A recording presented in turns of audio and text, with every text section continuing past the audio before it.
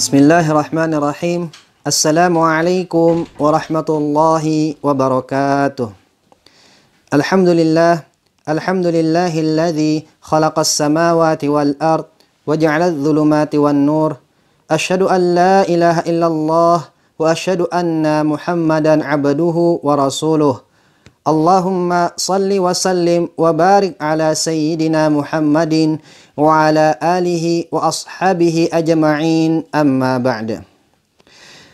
Pertama-tama marilah kita panjatkan puja dan puji syukur kehadirat Allah Subhanahu wa ta'ala, yang karena curahan nikmatnya lah kita dapat bertatap muka kembali di pagi hari yang insya Allah penuh barakah ini.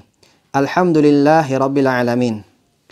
Salawat serta salam semoga tetap tercurahkan kepada junjungan agung, yakni Habibana wa Nabiyana Muhammad sallallahu alaihi wasallam, serta para keluarga, para sahabat, dan para pengikutnya hingga akhir zaman. Alhamdulillah, kita telah sampai pada hari terakhir kegiatan masa orientasi santri tahfidz Baitul Quran Depok tahun ajaran 2020-2021. Sebelum kita memulai acara kita pada pagi hari ini, marilah kita buka acara pagi hari ini dengan bacaan Al-Fatihah. A'udzu billahi minasyaitonir rajim. Bismillahirrahmanirrahim. Alhamdulillahirabbil alamin. Arrahmanir rahim. Maliki yaumiddin. Iyyaka na'budu wa iyyaka nasta'in. Ihdinas siratal mustaqim. Siratal ladzina an'amta 'alaihim ghairil maghdubi 'alaihim waladdallin. Amin. Baiklah, marilah kita lanjutkan kembali sosialisasi terakhir, yaitu sosialisasi dari divisi pengasuhan, yang insya Allah akan disampaikan oleh Kepala Divisi Pengasuhan Pesantren Baitul Quran Depok, Al-Ustadz Andi Kurniawan, MPD. Bismillahirrahmanirrahim. Assalamualaikum warahmatullahi wabarakatuh. Alhamdulillahilladzi arsala rasulahu bil huda wa dinil haqq liyudhhira 'ala dini kullih wa kafa billahi syahida. Allahumma salli 'ala sayyidina Muhammad wa 'ala ali Sayyidina Muhammad. Para ayah bunda dan para santri, baik santri lama ataupun santri baru, yang pada kesempatan kali ini menyimak video ini dalam rangkaian acara MOS online. Saya Andi Kurniawan yang diamanahi di pesantren Baitul Quran ini sebagai divisi pengasuhan. Pada kesempatan kali ini akan menyampaikan beberapa hal yang terkait dengan pengasuhan, yaitu berkaitan dengan asrama, kemudian keuangan santri, seragam, bahkan pakaian ataupun hal-hal yang lain yang berkaitan dengan pengasuhan atau asrama. Pada dasarnya semua pesantren tentu memiliki peraturan, karena tujuannya adalah untuk menjadikan santri itu anak yang soleh. Oleh sebab itu, larangan atau peraturan di pesantren mungkin bisa berbeda-beda melihat situasi dan kondisi. Tapi kalau di pesantren Baitul Quran ini pada umumnya peraturan itu atau larangan atau pelanggaran dibagi menjadi 3 kategori. Pertama adalah kategori ringan, sedang, dan berat. Dan masing-masing kategori ini memiliki konsekuensi. Mungkin kalau pelanggaran ringan hanya sebatas teguran, kalau pelanggaran sedang akan diberlakukan atau akan diberikan surat peringatan SP. Nah, SP ini setiap santri sama, yaitu maksimal mendapatkan 3 SP. Jadi SP1, SP2, dan SP3. Kalau sudah SP3 kemudian juga tidak bisa mengontrol diri, maka akan ada tindakan yang lebih berat atau punishment dari pesantren yang lebih berat begitu. Tadi ada ringan, sedang, kemudian kategori berat. Nah, kalau kategori berat ini tergantung apa pelanggarannya begitu. Kalau memang masih bisa dimungkinkan untuk kita bina di sini, maka kita akan pertahankan di sini. Namun jika memang yang terbaik adalah kita pulangkan kepada wali santrinya, maka itu yang akan kita lakukan. Pada dasarnya tahapan-tahapan kita mendidik santri itu sampai dengan kalaupun terpaksa harus kita memulangkan santri kepada wali santrinya, itu adalah tahapan dari pendidikan itu sendiri. Bahwa kami mungkin memulangkan beberapa santri itu bukan karena kami benci, bukan juga karena kami sudah tidak mampu mendidik, tapi itu adalah bagian dari kontrol pendidikan. Bahwa yang kita lakukan itu adalah bagian-bagian dari pendidikan itu sendiri. Mungkin dengan anak itu kita berikan punishment itu akan menjadi lebih baik. Dan itu memang terjadi. Banyak para santri yang kemudian gagal di sini untuk menyelesaikan masa pendidikannya sampai selesai. Ternyata ketika mereka belajar di luar menjadi orang yang lebih baik. Ada yang menjadi santri yang malah dikenal oleh masyarakat, dipakai oleh masyarakat, dan sebagainya. Artinya, sejauh ini kami menganggap bahwa tahapan-tahapan kami sampai dengan katakanlah memulangkan santri kepada wali santri itu sudah sesuai jalur pendidikan begitu. Tentu kami sangat berhati-hati sekali mengambil keputusan ini karena ini menyangkut dengan tidak hanya pesantren, santri, bahkan juga menyangkut tentang wali santri itu sendiri. Dan kemudian tentang juga peraturan pesantren itu adalah secara umum apa yang dilarang oleh syariat maka juga dilarang oleh pesantren. Itu secara mudahnya menerjemahkan peraturan pesantren. Untuk lebih rincinya lagi, apa saja peraturan-peraturan atau pelanggaran-pelanggaran yang masuk kategori ringan, sedang, berat, dan sebagainya itu nanti akan kita rincikan kepada santri kalau sudah ketemu atau sudah belajar offline, karena kalau kita sampaikan di sini tidak memungkinkan waktunya karena akan memakan durasi yang sangat panjang. Kemudian yang kedua, tentang uang kegiatan tahunan. Mungkin ayah bunda, bapak ibu semuanya bertanya-tanya, loh bukankah pesantren Baitul Quran itu adalah pesantren gratis? Pesantren beasiswa? Gitu. Lebih tepatnya kami suka menyebutnya, lebih suka dengan sebutan beasiswa, bukan gratis. Namun ada iuran tahunan. Ini untuk apa lagi? Nah, jadi iuran tahunan itu adalah cara pesantren untuk menghindari pungli begitu.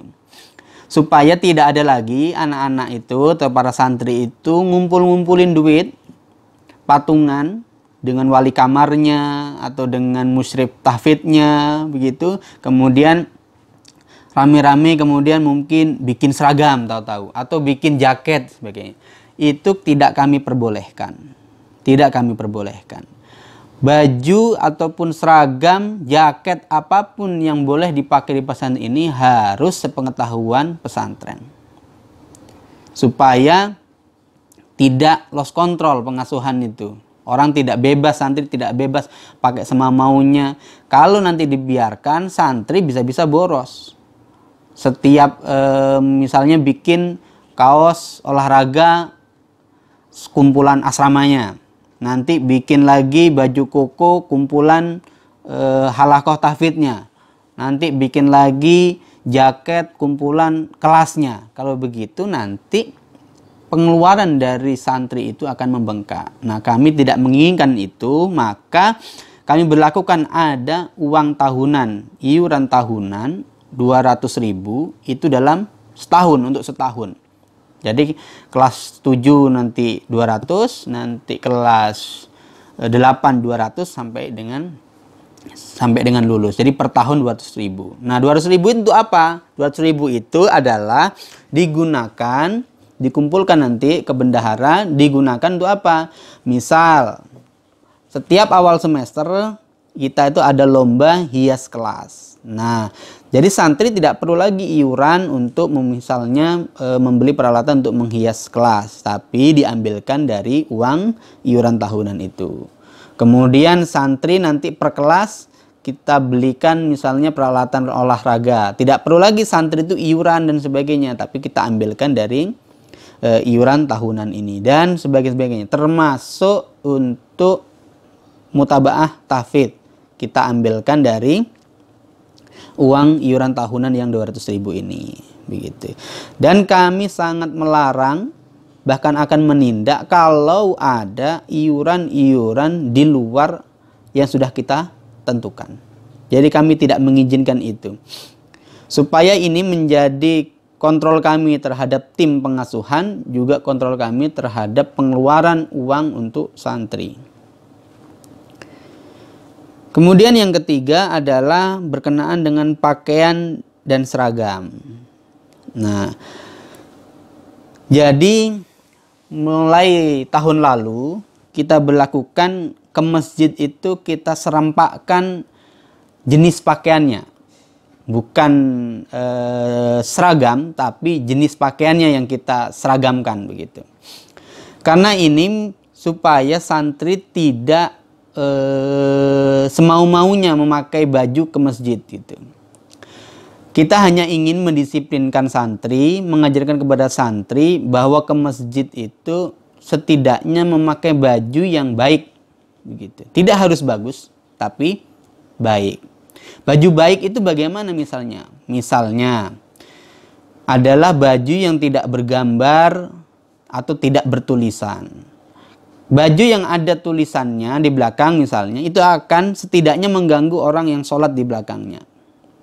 Itu bayangkan santri semuanya, bayangkan Bapak Ibu, kalau ada orang pakai baju bergambar di belakangnya, di punggungnya ada gambar, kemudian kita sholat di belakangnya, walaupun kita sudah mau berupaya untuk khusyuk, mau tidak mau kita membaca tulisan itu. Dan itu kita hindari supaya santri itu ngerti pakaian yang bagus, yang baik itu bagaimana ke masjid. Kita saja untuk ketemu gubernur, ketemu bupati dan sebagainya, itu pilih pakaian yang baik. Apalagi ini kita akan bertemu kepada zat yang memiliki gubernur dan bupati itu. Maka perlu kita ajarkan kepada santri. Nah, untuk baju ke masjid itu, Sabtu dan Ahad itu para santri memakai kemeja. Kemeja, boleh kemeja panjang atau pendek. Kemejanya kemudian dimasukkan ke dalam sarung, kemudian memakai ikat pinggang. Dan kemudian memakai peci. Dan kemudian membawa sajadah dan diletakkan di sisi kanan. Dilipat di sisi kanan. Nah, nanti untuk lebih jelasnya mungkin nanti di video ini bisa ditampilkan bagaimana pakaian seragam santri yang memakai kemeja ini. Nah, kemudian tadi kan Sabtu Ahad. Nah, kemudian Seninnya itu boleh memakai koko bebas, warnanya bebas, baju muslim. Bebas warnanya. Boleh biru, putih dan sebagainya, boleh. Namun di hari Selasanya harus memakai sarung dan koko putih. Kenapa? Karena pas hari Selasa ini ba'da maghrib kita ada kajian bersama Abi Muslih Abdul Karim. Jadi supaya semua pakaian santri berwarna putih, karena kajiannya akan keliling ke beberapa masjid sekitar ini. Jadi santri supaya membawa memakai peci, kemudian kuku putih dan sarung. Nah, hari Rabu dan Kamisnya santri-santri ke masjidnya memakai sarung dan batik. Boleh batik lengan panjang ataupun lengan pendek. Kenapa harus batik? Sebenarnya tidak harus. Hanya ingin coba menumbuhkan kecintaan santri pada produk Nusantara ini, begitu. Supaya santri itu juga mengenal budayanya dan produk-produk Nusantara ini. Salah satunya adalah batik. Begitu. Tidak harus santri setelah lulus dari sini ke masjid memakai batik, tidak. Tapi kami hanya ingin menyeragamkan santri supaya tidak sembarangan memilih pakaian untuk ke masjid. Dan alhamdulillah itu berjalan sudah 1 tahun ini dan terlihat begitu rapi. Kalau Bapak Ibu pernah sholat di pesantren Baitul Quran, melihat santri itu sangat rapi pakaiannya, terutama ketika hari Sabtu dan Ahad, mereka memakai kemeja dimasukkan, kemudian memakai sarung, indah dilihatnya. Kemudian selanjutnya adalah pakaian untuk sehari-hari. Nah, pada dasarnya kita membebaskan santri memakai pakaian sehari-hari, tidak harus memakai baju yang bagaimana yang ditentukan secara rinci begitu, tapi pada umumnya adalah baju atau kaos yang tidak bergambar atau tidak bertuliskan sesuatu yang tidak baik. Begitu. Gambar. Jangan pakai kaos-kaos yang bergambar. Misalnya gambar tengkorak, gambar ganja atau yang lainnya. Pakai aja yang lebih aman, polos. Atau kami bolehkan memakai kaos bola, jersey begitu, itu boleh. Kemudian yang dipakai adalah juga kami izinkan memakai celana ataupun training untuk kesehari-harian itu, setelah selesai belajar gitu, setelah asar, olahraga dan sebagainya gitu. Kami sarankan untuk memakai training dan kaos. Kemudian selanjutnya adalah pakaian atau seragam sekolah. Nah, kita mulai belajar itu di hari Minggu. Maka Minggu dan Senin itu santri-santri semuanya harus memakai kemeja. Nanti kita yang memberikan seragam itu, kita yang menentukan seragamnya. Kemeja dan kemeja biru dan celana abu-abu. Semuanya sama. Minggu dan Senin. Hari Selasa dan Rabunya memakai batik. Nah, batiknya juga nanti batik seragam, nanti kita yang akan memberikan kepada santri. Batik, celana bawahnya adalah warna hitam. Kemudian hari Kamisnya, nah sekali lagi karena kita ini ingin menumbuhkan cinta kepada Nusantara, santri hari Kamis itu sekolahnya memakai sarung dan baju muslim atau baju koko. Warnanya apa? Bebas. Warnanya bebas. Supaya santri tidak terbiasa dengan pola homogen gitu. Jadi kadang harus seragam, kadang juga tidak, supaya santri terbiasa dengan pola itu gitu. Kemudian ikat pinggang itu wajib bagi santri. Jadi santri harus punya ikat pinggang. Dan ikat pinggangnya adalah ikat pinggang yang standar. Nah, nanti akan juga kita sediakan di kantin. Tapi kalau mau beli atau bawa dari rumah masing-masing juga boleh. Begitu. Kemudian nomor 4. adalah terkait dengan santri yang sakit, gitu.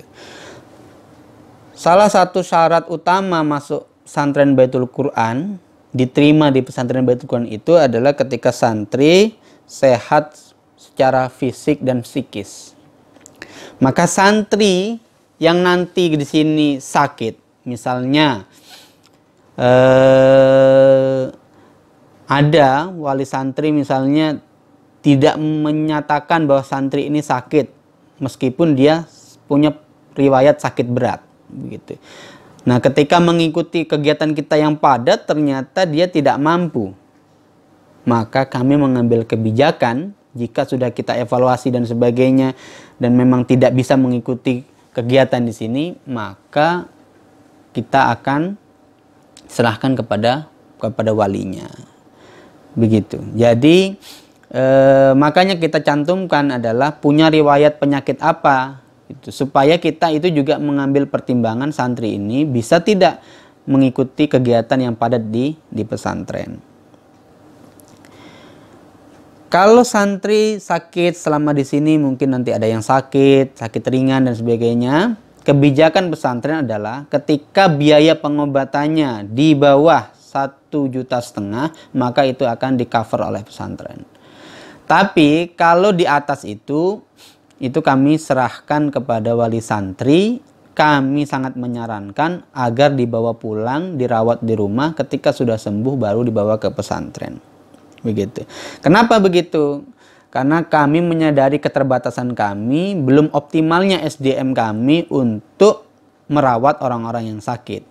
Begitu. Jadi supaya anak yang sakit ini segera sembuh dan mendapat perawatan yang terbaik, maka kita menyarankan agar santri itu dibawa pulang kalau sakitnya sakit parah. Tapi jangan ini menjadi celah bagi santri agar bisa mudah pulang, begitu. Sakit sedikit, pusing sedikit, gatel sedikit, minta pulang. Nggak, bukan penyakit-penyakit begitu yang kita sarankan untuk pulang.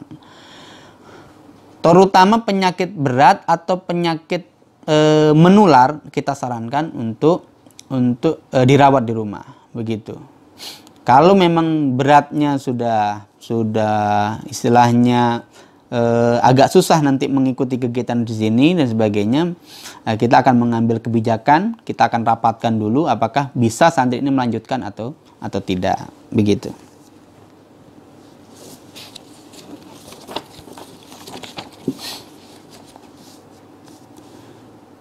Kemudian yang selanjutnya adalah masalah tabungan santri.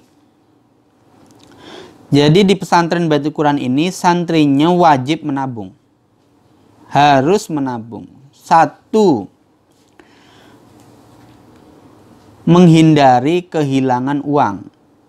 Kita sama-sama tahu bahwa pesantren adalah tempat baik, tapi tidak semua orang yang di pesantren sudah baik. Nah, kita menutup celah itu supaya tidak ada lagi nanti uang hilang misalnya, atau tercecer atau lupa dan sebagainya, dan supaya juga kami bisa mengontrol pengeluaran santri setiap bulannya bahkan setiap pekannya, yaitu dengan cara ditabungkan di bendahara pengasuhan. Nah, tolong ini para wali santri, baik wali santri lama ataupun wali santri baru, untuk kerjasama dengan pengasuhan untuk mendidik anak ayah bunda menjadi pribadi-pribadi yang hidupnya sederhana, yang tidak boros. Caranya bagaimana? Kalau mengirimkan uang kepada santrinya, jangan dikasihkan langsung ke santrinya. Rawan uangnya nanti kemana-kemana, takut hilang dan sebagainya. Maka caranya adalah langsung saja transfer ke rekening pengasuhan. Rekening pengasuhan itu khusus untuk uang-uang santri, yaitu uang tabungan para santri. Jadi supaya uang itu nanti setelah dimasukkan ke rekening kemudian langsung dicatat di buku tabungan santri masing-masing. Jadi ketahuan santri ini tabungannya sekian. Alhamdulillah sampai hari ini santri itu ada yang punya tabungan sampai dengan 500 ada, yang 1 juta ada, bahkan yang 2 juta juga ada. Bahkan rekor tertinggi pernah saya cek tabungannya 3 juta. Sampai dia lulus masih punya tabungan 3 juta.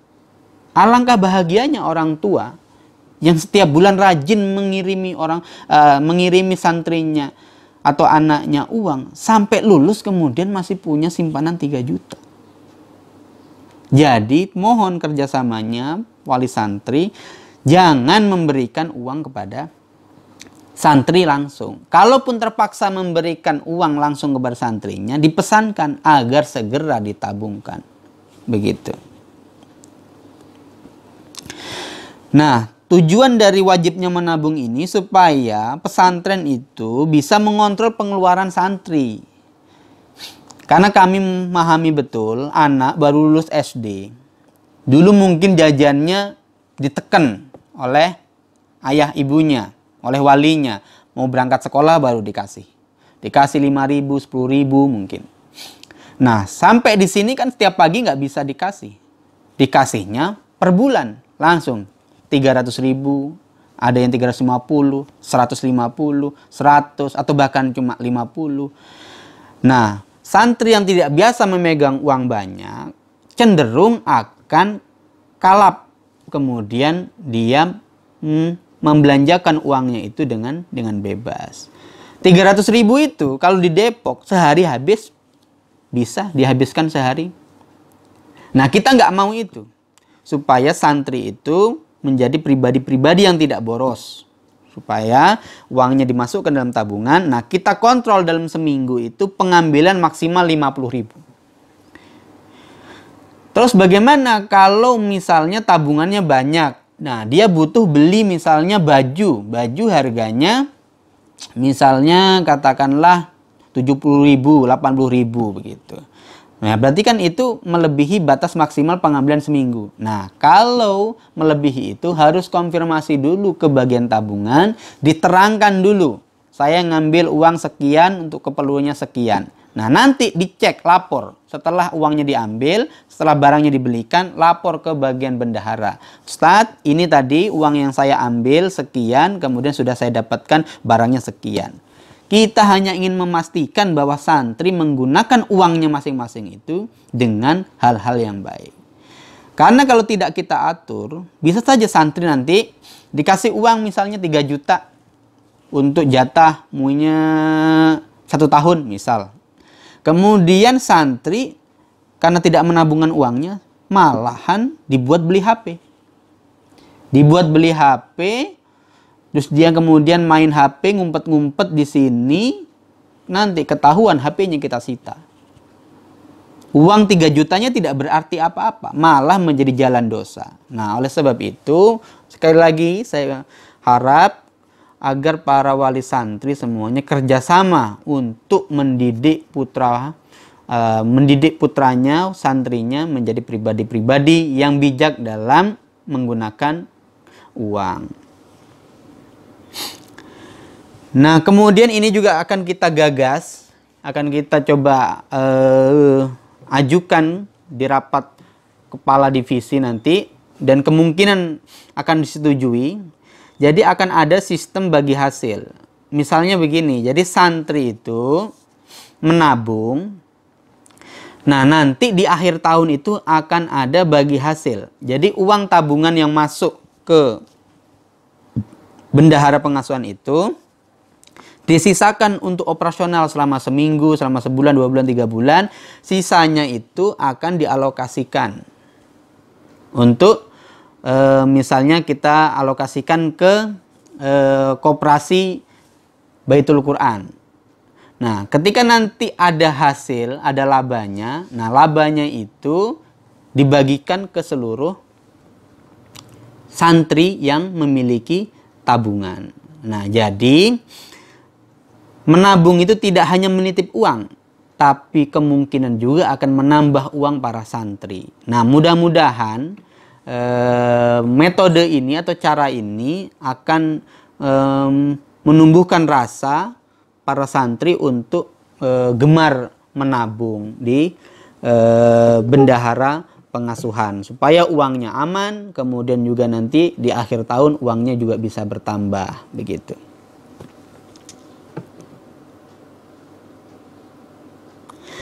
Kalau ternyata ada santri yang tidak mentaati peraturan ini, dia tidak mau menabung, maka jika nanti kita dapati begitu akan kita tindak dengan tegas. Karena sudah jauh-jauh hari dan itu sudah kita kampanyekan semenjak 1 tahun yang lalu tentang wajibnya menabung. Jika ada santri yang melanggar ini, maka akan kami tindak dengan tegas. Kemudian yang selanjutnya tentang fasilitas pesantren. Yang termasuk beasiswa itu apa saja di Baitul Quran? Yang termasuk beasiswa itu adalah pendidikan, biaya pendidikan, kemudian biaya asrama, dan biaya makan. Itu masuk beasiswa. Selain itu, tidak masuk beasiswa. Jadi, harus disediakan oleh wali santrinya. Nah, kami juga akan memberikan lemari dan kasur secara gratis. Tidak ada sewa dan sebagainya. Satu santri kami beri 1 lemari dan 1 kasur, dan itu untuk jatah dia selama ada di pesantren ini. Begitu. Kami juga dari pesantren akan memberikan kepada santri itu sabun mandi dan pasta gigi setiap sebulan sekali. Ada kita kasih. Tapi kalau itu dirasa tidak cukup karena memang jumlahnya banyak, ya beli sendiri. Kemudian nanti kita juga akan menyuplai sabun dan pasta gigi untuk santri-santri begitu. Itu kita berikan secara gratis begitu. Nah, apa saja yang dibebankan oleh santri itu sendiri dan wali? Yang pertama adalah buku, baik buku pelajaran ataupun buku tulis. Nah, ini santri harus membeli sendiri. Untuk buku pelajaran nanti sudah disediakan oleh divisi pendidikan. Jadi para santri atau wali santri cukup membayar dengan nominal yang sudah ditentukan, nanti akan mendapatkan beberapa buku. Termasuk juga seragam ke sekolah tadi itu, khusus seragam sekolah gitu. Nah, itu juga nanti pesantren yang akan menyediakan dan tinggal mengganti biaya pengadaan seragam. Kemudian juga yang harus dibawa oleh santri atau dibeli oleh santri adalah bantal dan spray kasurnya itu. Kita nanti akan sediakan di kantin. Di kantin pesantren. Jadi santri cukup menyiapkan uangnya, nanti tinggal beli di kantin begitu, supaya ukurannya sama semuanya begitu. Jadi kita yang menyediakan, santri cukup mengganti atau membeli di koperasi.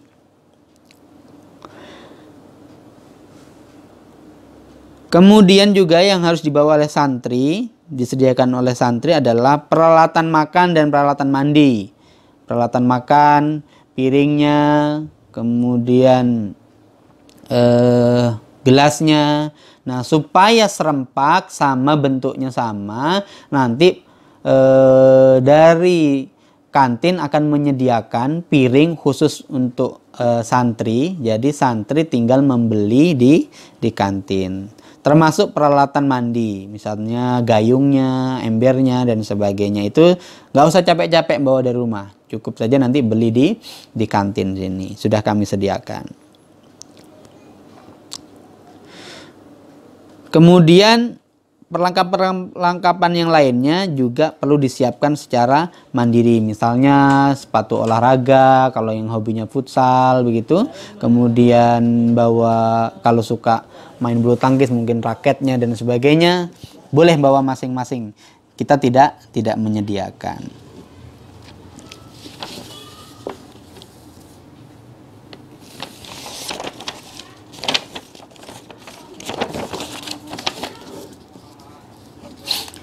Pesan kami terhadap ayah bunda dan untuk kita semuanya adalah ikhlaskan putra Anda untuk belajar dengan baik di sini. Setelah diikhlaskan dan didoakan. Karena doa dari ayah bunda semuanya itu akan sangat berimbas kepada para santri ketika belajar di pesantren Baitul Quran. Kemudian kami juga memohon kepada para wali santri agar bisa kerjasama yang baik. Bahwa santri itu bukan pakaian kotor yang kemudian dibawa ke laundry, kemudian setelah bersih, kemudian diambil. Tidak. Mari kita ciptakan sinergi dan kerjasama yang baik antara pesantren dan wali santri. Bahwa ini adalah proses pendidikan. Di rumah dia sedang dididik, di pesantren juga sedang dididik. Maka jangan semuanya dilimpahkan kepada pesantren. Taunya anaknya tahu-tahu pokoknya sudah bersih, sudah soleh. Tidak, kita harus ada kerjasama. Kerjasama kalau ada permasalahan santri, mari kita diskusikan. Mari kita diskusikan, kita cari jalan tengahnya. Supaya santri pun di pesantren benar-benar mendapat pengawasan yang terbaik. Semoga kalau itu terjadi, kerjasama itu terjadi, santri akan menjadi pribadi yang baik, yang soleh, yang musleh. Nah, ini juga yang banyak dilanggar oleh wali santri. Jadi yang melanggar itu tidak hanya santri, wali santri itu banyak melanggar. Kalau wali santri itu daftar santri di sini, saya SP wali santrinya. Tapi masalahnya wali santrinya nggak jadi santri di sini, jadi nggak bisa saya SP. Jadi kesempatan ini saya sampaikan kepada wali santri tentang pelanggaran yang banyak dilakukan adalah mekanisme penjengukan. Izin santri pulang juga termasuk di dalamnya.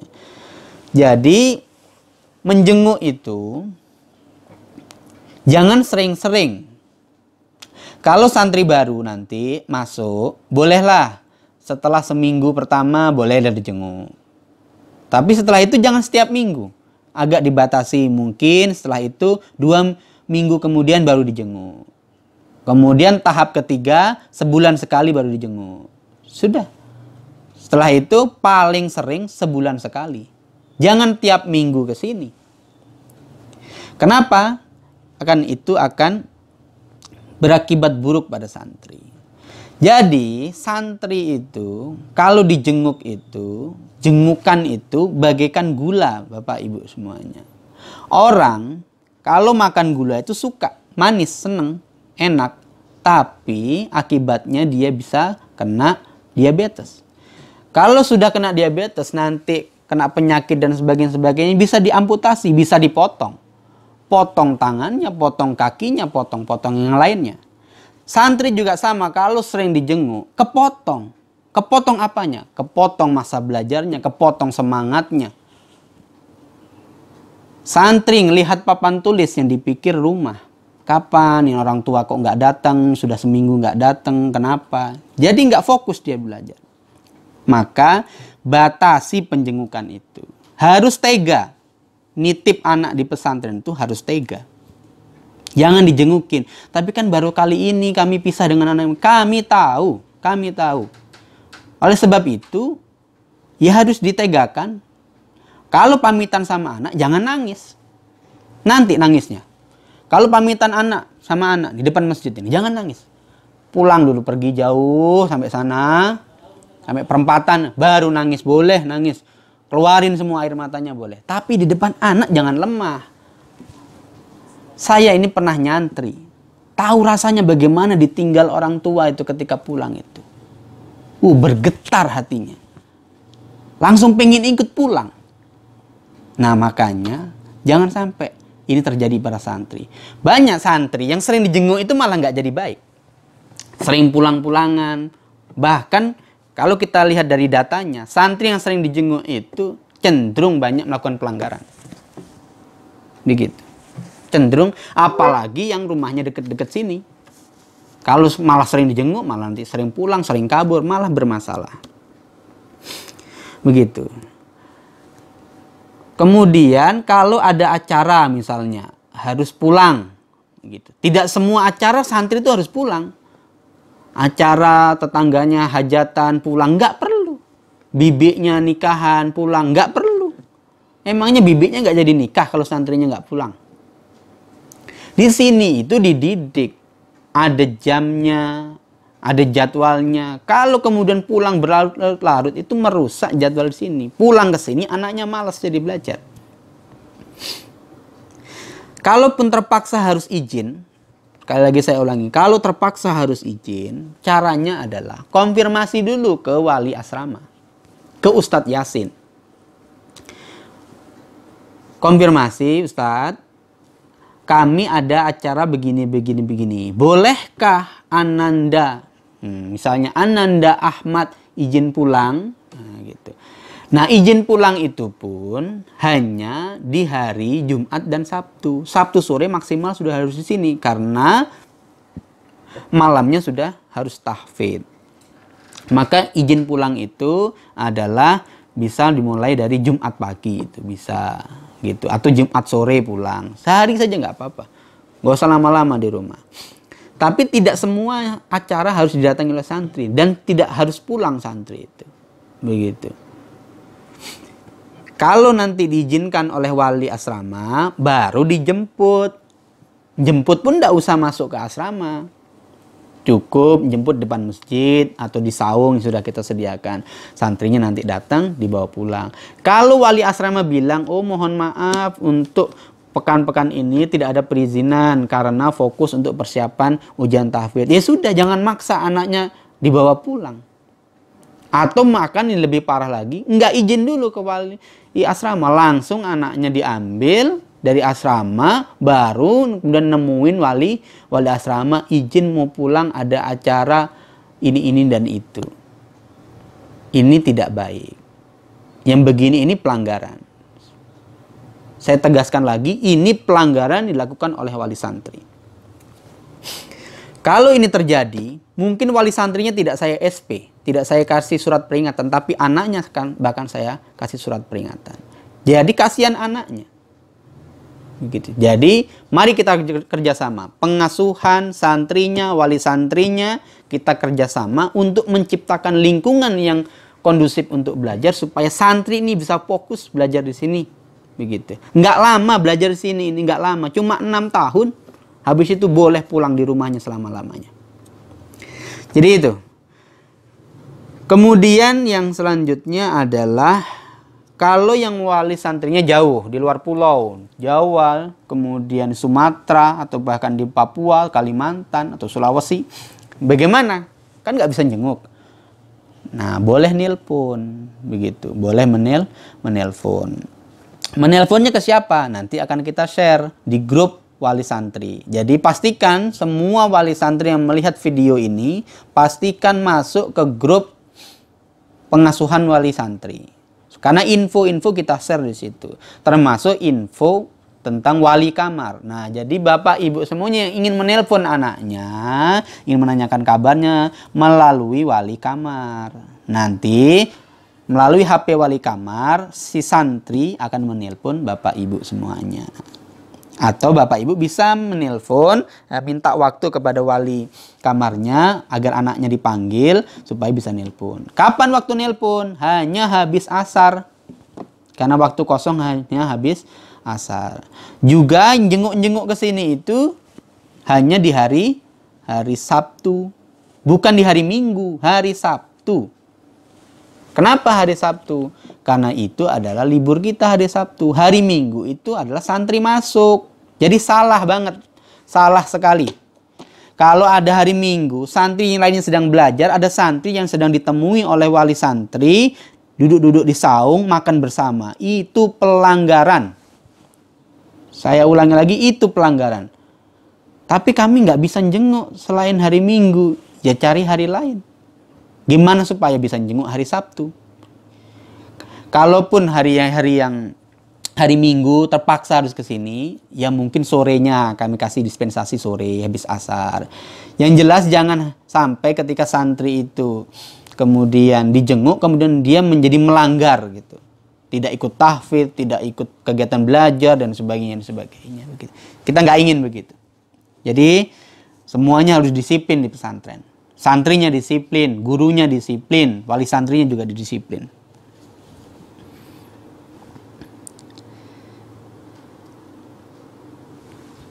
Kemudian yang terakhir adalah ketika santri nanti di rumah, kayak sekarang ini lagi di rumah begitu. Kalau ada santri yang tindak tanduknya kurang tepat, harus ditegur Bapak Ibu semuanya, ayah bunda semuanya, harus ditegur, harus diingatkan. Jadi jangan sampai Bapak Ibu semuanya itu lemah di hadapan anak-anak. Mohon maaf ini saya buka.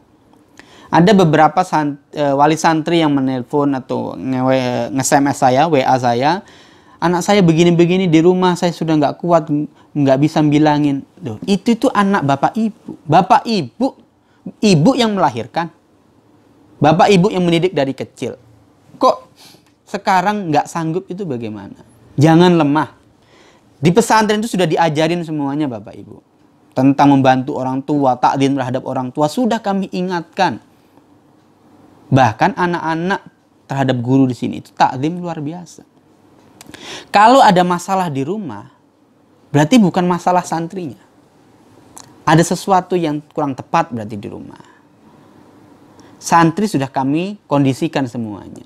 Di sini semuanya, kalau di sini bagaimana harus takdim terhadap guru, takdim terhadap orang tua. Kok ketika di rumah itu tidak terlaksana, maka sekarang tugas Bapak Ibu semuanya yang harus menegaskan itu, memperingatkan itu, dan mengontrol itu. Begitu. Jadi sekali lagi, pesantren itu jangan dijadikan laundry. Anak nggak baik dikirim ke pesantren, kalau sudah baik baru diambil, enggak begitu. Sekali lagi, harus tercipta kerjasama yang baik antara santrinya, harus sudah santri masuk pesantren itu sudah harus bersahabat dengan seluruh peraturan. Sudah nurut. Peraturan semua dituruti. Wali santrinya juga mendukung sepenuh hati. Gurunya melaksanakan amanah ini dengan sebaik-baik mungkin. Begitu. Saya suka sekali mengutip dari buku 4 Pilar Pengasuhan Pondok. Ada strategi-strategi mengasuh santri. Karya dari Hodam Wijaya, Ketua Komunitas Pengasuh Asrama se-Indonesia. Saya bacakan salah satu kata-kata beliau untuk menutup pertemuan pada kali ini. Beliau mengatakan, pondok bukanlah penjara suci yang isinya hanya peraturan yang ketat dan hukuman yang keras. Bukan pula tempat penitipan anak, apalagi dianggap sebagai tempat jual beli kesolehan. Bapak Ibu semuanya, para santri yang dimuliakan Allah, inilah apa yang bisa kami sampaikan dari divisi pengasuhan. Kalaupun nanti tadi ada kata-kata yang sedikit keras ataupun kurang pas begitu, maafkan saya karena cintanya saya terhadap para santri. Saya menginginkan semua santri baik, termasuk adalah kerjasama dari para wali santri. Sekali lagi, di masa pandemi ini adalah tugas ayah bunda semuanya untuk mengontrol santri di rumah. Nanti setelah pandemi ini selesai, maka akan berjalan seperti biasa. Kita akan lakukan proses pembelajaran dan pendidikan yang seperti biasa, supaya menjadi santri bisa beraktivitas, kemudian nanti setelah lulus dari sini bisa bermanfaat untuk masyarakat pada umumnya. Sekian dari kami. Assalamualaikum warahmatullahi wabarakatuh. Alhamdulillah, telah kita simak bersama sosialisasi dari Divisi Pengasuhan Pesantren Baitul Quran Depok yang telah disampaikan oleh Al-Ustadz Andi Kurniawan MPD. Acara selanjutnya yaitu penghujung acara penutupan sekaligus pembacaan doa yang insya Allah akan dipimpin oleh Al-Ustadz Fakhrul Rizki Al-Hafidh. Saya selaku pembawa acara memohon maaf yang sebesar-besarnya bila ada perkataan ataupun perbuatan yang kurang berkenan. Sekali lagi saya mohon maaf yang sebesar-besarnya. Terima kasih atas perhatiannya. Akhirul kalam. Wassalamualaikum warahmatullahi wabarakatuh. Bismillahirrahmanirrahim. Assalamualaikum warahmatullahi wabarakatuh. Alhamdulillahi rabbil alamin. Allahumma salli wa sallim wa barik ala sayyidina Muhammadin wa ala alihi wa sahbihi ajma'in, amma ba'du. Bapak, Ibu, wali santri Baitul Quran yang dirahmati Allah subhanahu wa ta'ala, serta para santri, baik santri baru maupun santri yang lama, mudah-mudahan Allah menjadikan engkau menjadi orang-orang yang ahlul Quran dan menjadi hamba-hamba Allah yang dicintai oleh Allah subhanahu wa ta'ala. Alhamdulillah, kegiatan masa orientasi siswa atau MOS telah berlangsung. Mudah-mudahan kegiatan MOS yang kita laksanakan pada tahun ini, walaupun dengan virtual video, mudah-mudahan tidak mengurangi rasa khidmat, rasa semangat anak-anak sekalian untuk menuntut ilmu di pesantren Baitul Quran. Kita berdoa mudah-mudahan santri-santri Baitul Quran menjadi hamba-hamba Allah yang ahlul Quran, yang semangat dalam menuntut ilmu-ilmunya Allah subhanahu wa ta'ala. Dan juga kita berdoa mudah-mudahan Indonesia dan dunia pada umumnya diangkat oleh Allah dari wabah yang sedang kita alami ini, dan juga terhadap musibah-musibah yang lain. Mudah-mudahan Allah selamatkan kita dari segala wabah dan musibah. Marilah kita tutup MOS pada tahun ini dengan sama-sama berdoa kepada Allah subhanahu wa ta'ala. Bismillahirrahmanirrahim. Alhamdulillahi rabbil alamin. Hamdan syakirin, hamdan na'imin, hamdan yuwafi ni'amahu wa yukafi'u mazidah.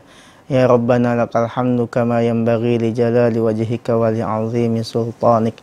Allahumma salli wa sallim ala sayyidina Muhammad wa ala ali sayyidina Muhammad walhamdulillahi rabbil alamin. Allahumma inna nas'aluka bi anna lakal hamda la ilaha illa antal mannan badi'us samawati wal ard ya dzal jalali wal ikram ya hayyu ya qayyum. Allahumma ighfir lana dhunubana wa dhunuba walidina warhamhuma kama rabbayana shighara wa li jami'il muslimina wal muslimat wal mu'minina wal mu'minat al ahya'i minhum wal amwat innaka sami'un qaribun mujibud da'wat wa ya qadiyal hajat. Allahumma inna nas'aluka ilman nafi'a wa rizqan halalan tayyiba wa amalan mutaqabbala. Allahumma lakal hamdu wa ilaikal mustaka wa antal musta'an wa la hawla wa la quwwata illa billahil aliyyil azim. Rabbana hab lana min azwajina wa dhurriyyatina qurrata a'yun waj'alna lil muttaqina imama. Allahumma adfa' 'anna al-bala' wal waba' wal fahsya' wasyada'id wal fitan ma dhahara minha wa ma batan an baladina Indonesia khassah wa an buldanil muslimina 'ammah ya rabbal alamin. Allahumma ij'alil Qur'ana lana fid dunya qarina wa fil qabri mu'nisa wa fi yaumil qiyamati syafi'an wa 'alas sirati nuran wa minan nari hijaban wa sitara. Allahumma ij'alna wa azwajana wa auladana wa dhurriyyatina min ahlil Qur'an alladzina ahluka wa khasatuk ya arhamar rahimin. Rabbana atina fid dunya hasanah wa fil akhirati hasanah wa qina azaban nar. Wa sallallahu ala sayyidina Muhammadin wa ala alihi wa sahbihi wa sallam. Walhamdulillahi rabbil alamin. Wassalamualaikum warahmatullahi wabarakatuh.